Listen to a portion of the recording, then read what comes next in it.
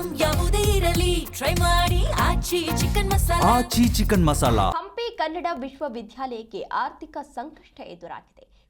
ಕೋಟಿ ಹಣ ಬಾಕಿ ಉಳಿಸಿಕೊಂಡಿದೆ ರಾಜ್ಯ ಸರ್ಕಾರ.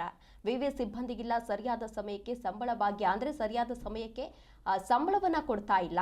ಕನ್ನಡ ಸಂಶೋಧನೆಗಾಗಿ ಏಕೈಕ ಕನ್ನಡ ವಿವಿ ಈಗಾಗಲೇ ಜನ್ಮ ತಾಳಿತು. 35 ವರ್ಷಗಳ ಹಿಂದೆ ಸ್ಥಾಪನೆಯಾಗಿರುವಂತಹ ಹಂಪಿ ಕನ್ನಡ ವಿವಿ 3.5 ಕೋಟಿ ಹಣ ಬಾಕಿಯನ್ನು ಉಳಿಸಿಕೊಂಡಿದೆ ಸರ್ಕಾರ. ಕನ್ನಡ ವಿವಿಗೆ 1 ವರ್ಷಕ್ಕೆ 15 ಕೋಟಿ ಅನುದಾನ ಬೇಕು.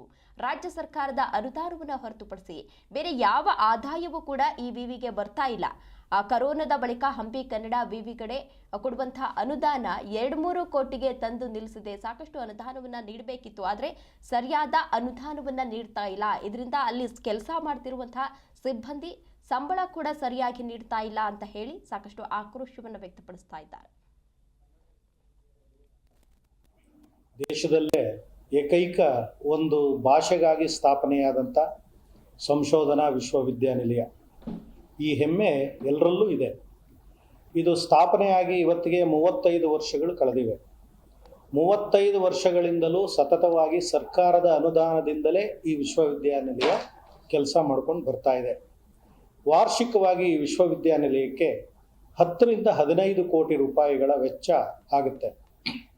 ಆದರೆ ಸರ್ಕಾರ ಕೆಲವು ವರ್ಷಗಳಿಂದ, ಕರೋನಾ ಬಂದ ನಂತರದ ವರ್ಷಗಳಿಂದ ವಾರ್ಷಿಕವಾಗಿ ಇದರ ಅನುದಾನವನ್ನು 2 ಕೋಟಿ 3 ಕೋಟಿ ಈ ಹಂತಕ್ಕೆ ತಂದು ನಿಲ್ಲಿಸಿದೆ.